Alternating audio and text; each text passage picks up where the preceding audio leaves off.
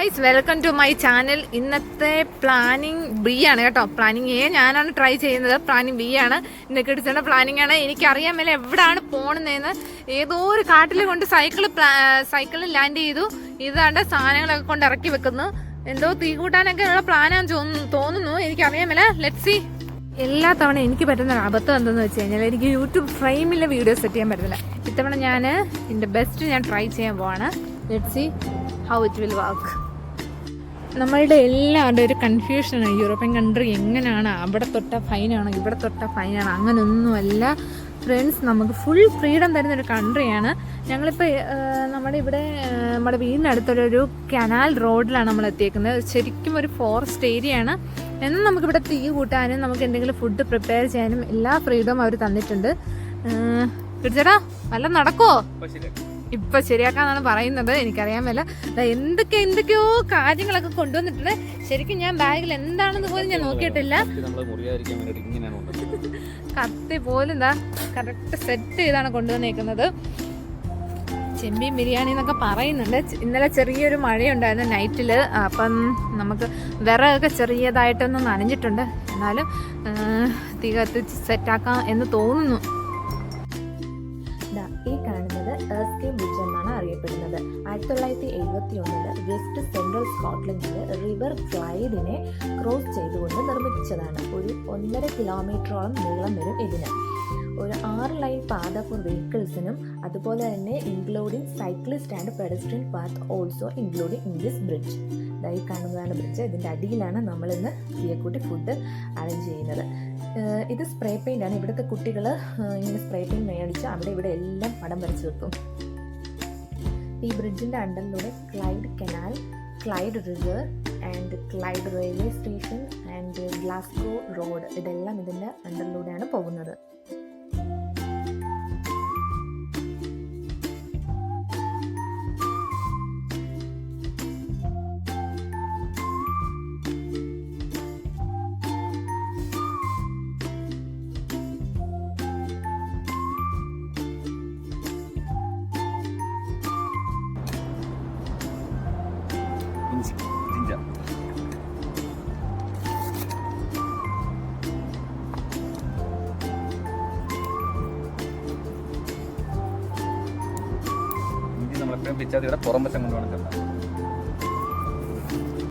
നാട്ടിൽ നിന്ന് കൊണ്ടുവന്ന ആദ്യത്തെ ചട്ടിയാണ്. നമ്മൾ ആദ്യമായിട്ടാണ് ഉപയോഗിക്കുന്നത്.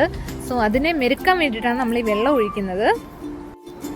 അപ്പോൾ വെള്ളം വറ്റിയതിന് ശേഷം മാത്രമേ നമുക്ക് എണ്ണ ഒഴിച്ച് സാധനങ്ങളെല്ലാം വഴറ്റാൻ പറ്റത്തുള്ളൂ.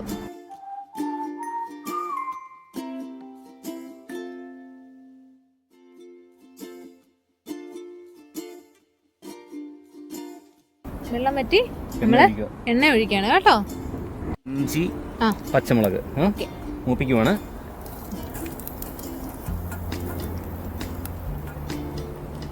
മൂക്കട്ടെ, പച്ചമണം മാറട്ടെ. ചെറിയൊരു തുണ്ട് തടി കിട്ടി.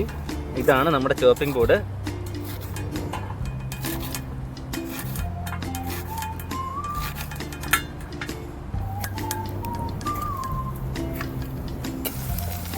ഇഞ്ചിയും വെളുത്തുള്ളിയും ഏകദേശം മൂത്ത് പച്ചമണം മാറിയിട്ടുണ്ട്. ഇനി നമുക്കൊരു കാര്യം ചെയ്യാം. തക്കാളിയും സവാളയും കൂടെ ഒരുമിച്ചാണ് ഇടുന്നത്. എരിയും പിരിയും പുകയൊക്കെ വരുന്നുണ്ട്. അപ്പം നമ്മൾ ഉപ്പിടാൻ പോവുകയാണ്. ഉപ്പിടുന്ന എന്തിനാന്ന് വെച്ച് കഴിഞ്ഞാൽ സവാളയിലും തക്കാളിയിലും വെള്ളം വലിയാൻ വേണ്ടിയിട്ടാണ് ഉപ്പിടുന്നത്. ഓക്കെ, ലേശം ഉപ്പിട്ട് കൊടുത്തു. ഒന്ന് ഇളക്കി കൊടുക്കണം. അപ്പോൾ ഒന്നും കൂടി തക്കാളിയും സവാളയും പെട്ടെന്ന് വഴണ്ട് കിട്ടും. വീട്ടിൽ നിന്ന് മിക്സ് ചെയ്തുകൊണ്ടുവന്ന മസാലയാണ്. മഞ്ഞപ്പൊടി, മുളക് പൊടി, മല്ലിപ്പൊടി, ഗരം മസാല, കുറച്ച് ജീരകം, കുരുമുളക് പൊടി. ഇത് അതേപോലെ അങ്ങ് തട്ടുവാണ്.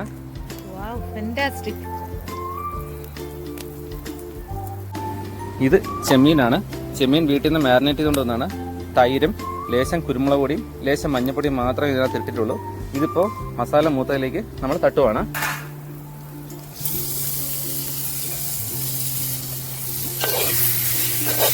അല്പം നേരം നമുക്ക് അടച്ചു വെച്ച് ചെമ്മീനൊന്ന് വേവിച്ചെടുക്കാം. ഇത് ചട്ടിച്ചോറ് നമുക്ക് കഴിക്കാനുള്ള ചട്ടിയാണ്. അത് വെച്ച് തന്നെ നമുക്ക് അടച്ചു വെക്കാം.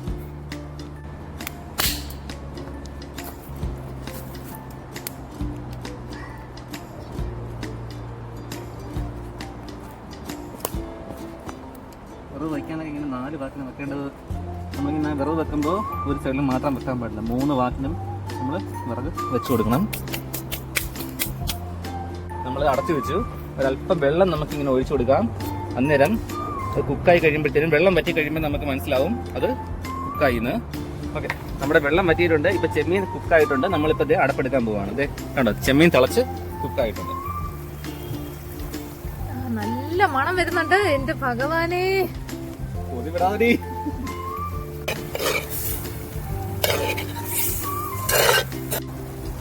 നമ്മൾ അരി ഇടാൻ പോവാണ്. അരി ഇത്രയും ഭാഗം, ഈ പാത്രത്തിൽ ഇത്രയും ഭാഗം അരിയുണ്ട്. ഇതിന്റെ ഇരട്ടി വെള്ളം നമ്മൾ എന്ത് ചെയ്യും, നമ്മൾ ഇരട്ടി വെള്ളം വെച്ച് നമ്മൾ അരി ഇട്ട് കൊടുക്കും. ഓക്കെ, അതിന് അരി തട്ടുവാണ്. ഇനി വെള്ളം ഒഴിക്കാം.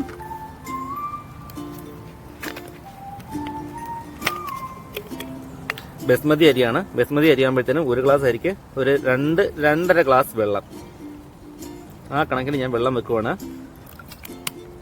നിങ്ങൾ വെക്കുമ്പോഴത്തേനും എന്താണെന്ന് വെച്ച് കഴിഞ്ഞാൽ അളന്ന് വെക്കുക. എനിക്കിപ്പോൾ ഒരു ഏകദേശം അളവിനാണ് ഞാൻ വെക്കുന്നത്. ആദ്യം അരി നമ്മൾ ഈ മിക്സുമായിട്ട് ഒന്ന് ഇട്ടൊന്ന് ഇളക്കുവാണെന്നുണ്ടെങ്കിൽ അരി നല്ലപോലെ ആ രുചി പിടിക്കും, മസാല പിടിക്കും. ഓക്കെ, അത് കഴിഞ്ഞതിന് ശേഷം മാത്രം വെള്ളം ഒഴിച്ചെടുക്കാതിരിക്കുക. ഒരു തുള്ളി നെയ്യ് നമ്മളിതിനകത്ത് ചേർക്കുന്നില്ല. ലോ ഫാറ്റ്, ഒരു ഹെൽത്ത് കോൺഷ്യസ് ആയിട്ടാണ് ഇത് വെക്കുന്നത്.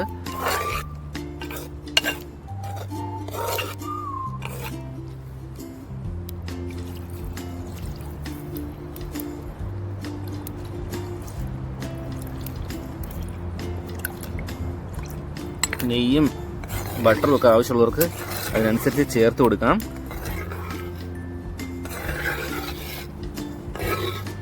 നല്ലപോലെ അടി തീർത്ത് ഇളക്കി കൊടുക്കണം. കാരണം അടിയിൽ ചെറുതായിട്ട് പിടിച്ചിരിക്കും. അതെന്ത് ചെയ്യുമെന്ന് വെച്ച് കഴിഞ്ഞാൽ നമ്മൾ ബിരിയാണി ആകുമ്പോഴത്തേനും ചോറ് അടിയിൽ പിടിക്കാൻ സാധ്യതയുണ്ട്. അപ്പോൾ അടി തീർത്ത് നല്ലപോലെ ഇളക്കി കൊടുക്കുക.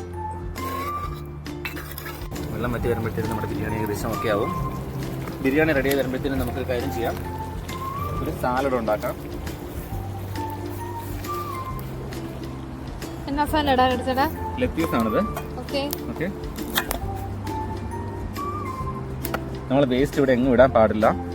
So we are maintaining and managing the waste properly. We should have to. Very good.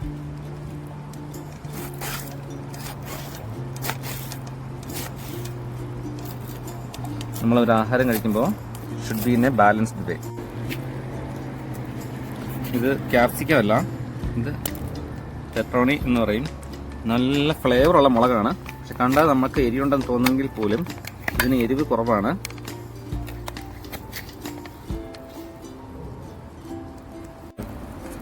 ഇത് പൊടിപൊടിയായിട്ട് നമ്മൾ അരിയണം. ഇത് ഹൈ ഇൻ ഫ്ലേവറാണ്. മുളകിന്റെ കുത്തൽ മണമുണ്ട്, പക്ഷെ ഒരല്പം പോലും എരിയില്ല. അത് നമുക്കിങ്ങനെ ഒരു വല്ലാത്തൊരു ഫ്ലേവർ തരും നമുക്ക്. ഓക്കെ, ഗരം മസാല പോലെയൊക്കെ നമുക്കൊരു ഫ്ലേവർ തരുന്നൊരു സാധനമാണ് ഈ പെപ്പറോണി. ഇനി നമുക്ക് തീ വലിക്കാം. ആയിട്ടുണ്ട്. ഓക്കെ, നമ്മൾ തീ വലിക്കുവാണ്. തീ വലിക്കണം. തീ വലിച്ചില്ലെങ്കിൽ അടിക്ക് പിടിക്കും. ഇനി നമ്മൾ മേച്ചിട്ട് ഇടുക എന്ന് പറയും. നമ്മൾ ഇനി കനൽ മേളിൽ ഇട്ട് കൊടുക്കുവാണ്. Okay, oh my God. എന്നാലേ ബിരിയാണി നല്ല ദമ്മായി കിട്ടുള്ളൂ. ഇത് ദമ്മിടുവാണ്. ദമ്മിട്ടേക്കുവാണ്. അടിയിലെ തീ വലിച്ചു നമ്മളെ മേളിൽ ദമ്മിട്ടേക്കുവാണ്. ബിരിയാണി സെറ്റ് ആവാൻ വേണ്ടി മേളിലത്തെ ചൂട് കൊണ്ട് വേണം ആ ബിരിയാണി ഇനി ഇരുന്ന് ചോറ് വെന്ത് ഫുൾ കുക്കാവാൻ. ഓക്കെ, നമ്മുടെ സാലഡ് റെഡി ആയിട്ടുണ്ട്. ഇനി ദമ്മ പൊട്ടിക്കാൻ പോവാണ്. കിച്ചടാ റെഡി? ഓൾ സെറ്റ് അല്ലേ? All set. ദം പൊട്ടിച്ചാലോ? യപ്പ്. അൽഹംദുലില്ലാഹ്. Wow, oh my god. ആദ്യം നമ്മൾ അടുപ്പിന് കൊടുത്തിട്ട് വേണം വെളിയിലിട്ട് കുത്തിയുമ്പോൾ കഴിക്കാൻ. പിന്നെ ഒന്ന് പ്രകൃതിക്ക് കൊടുക്കണം. സാലഡ് സെർവ് ചെയ്യാം. ലെറ്റ്യൂസും പെപ്പറോണിയും പിന്നെ കേർഡും ലൈമും. ഒരല്പം പിക്കിള്. സോ ഇത് ഞങ്ങൾ തന്നെ ഇട്ട പിക്കിളാണ്.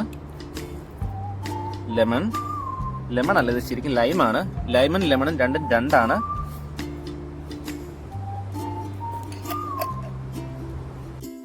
അങ്ങനെ ഫൈനലി ഞങ്ങളുടെ ചെമ്മീൻ ബിരിയാണി റെഡിയായി. അങ്ങനെ ചട്ടിയിൽ ഞങ്ങൾ രണ്ടും കൂടെ ചെമ്മീൻ ബിരിയാണി ഫുൾ കഴിച്ചു. സത്യം പറയട്ടെ, നിറഞ്ഞില്ല കേട്ടോ. നല്ല ടേസ്റ്റ് ഉണ്ടായിരുന്നു. നിങ്ങളിത് ട്രൈ ചെയ്യണം. ഒരു സർപ്രൈസ് ആയിരുന്നു. ശരിക്കും എൻജോയ് ചെയ്തു. ഇന്നത്തെ വിശേഷം ഇത്രയൊക്കെ ഉള്ളൂ. ഞങ്ങൾ ഫുഡൊക്കെ കഴിച്ചു. ഞങ്ങൾ തിരിച്ച് ഞങ്ങളുടെ വീട്ടിലേക്ക് മടങ്ങി. അപ്പം അടുത്ത വീഡിയോയിൽ കാണാം. Bye. Thank you for watching.